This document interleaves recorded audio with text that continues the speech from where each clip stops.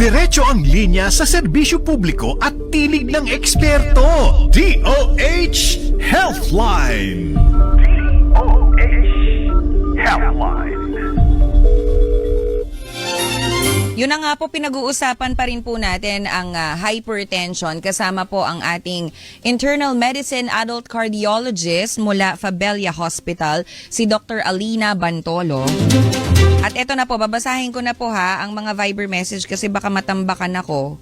So sabi po ni Tito Larry Bayrante, "Hi Doc and Miss Tina, good morning po. When should doctors reduce or increase maintenance medicines dosage? What are the critical basis? Thanks po." So feeling ko gusto na niyang magtanggal ng ng maintenance.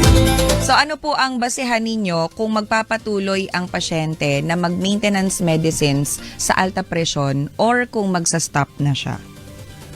So, usually po, kapag tayo ay nagagamot ng hypertension, meron kaming mga gustong target na blood pressure po. So, in general po, ang gusto nating BP is less than 140/90. So, as long as hindi pa natin na-achieve yung BP na ganon, more likely po yung doktor ninyo mag-a-adjust at mag-a-adjust ng gamot. Magdadagdag ng gamot kung sobrang taas yung BP until ma-achieve po yung ganong BP, less than 140/90. Kasi yun po yung blood pressure na mas lower yung risk ng mga komplikasyon na nasabi ko kanina. So less yung likelihood na magka-stroke, atake sa puso, magka-kidney failure, etc.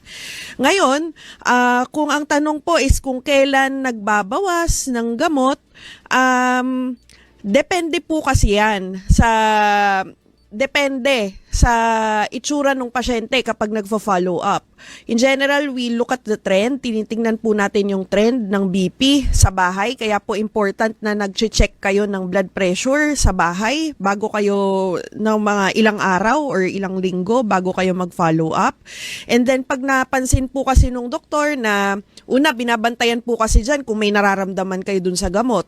Kung nahihilo ba kayo dun sa maaaring ang cause is masyadong mababang BP. Pwede po yun. O kaya kung ang BP ninyo is sobrang baba na kasi ang hypotension, ibig sabihin kasi di ba may hypertension, merong hypotension. Ibig sabihin naman po nun is mababa masyado yung BP.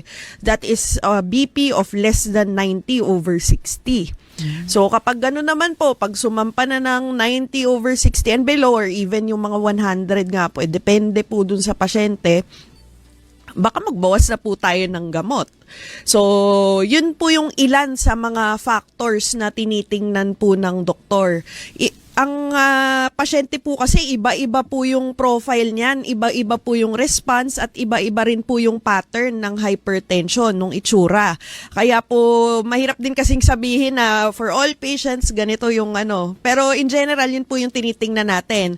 Pattern ng BP, kung meron silang nararamdaman, hilo, medyo nandidilim yung paningin, tsaka yung pagbaba ng BP. Tinitingnan para magbawas ng gamot. So, completos recados dapat yung tinitingnan, hindi lang basta hilo. Dapat Opo. talaga sinusukat yung blood pressure, tapos Opo. yung frequency ng siguro kung lagi ka nahihimatay, nanghihina, Opo. or kung may mga nararamdaman ka ng pagsakit-sakit sa ulo, Opo. mabigat sa dibdib. Tapos ang unang-una pong gagawin dyan ng doktor, titignan po yung BP nyo. So, it's not enough na meron kayong nararamdaman and it's not enough na wala kayong nararamdaman. Kailangan po talaga pumunta po kayo sa primary care facility gaya ng barangay health centers o di kaya naman yung mga bukas. Yung mga bagong urgent ambulatory care centers ng ng DOH kasi hindi naman kailangan na i-admit ang pasyente kapag pumunta ng bukas. So yung mga pag-check ng BP, if you want to be checked regularly, pwede po kayong magtanong nasaan ba ang bukas sa aking baryo, sa aking komunidad. Meron po malapit, napakarami na nating DOH bukas na binuksan.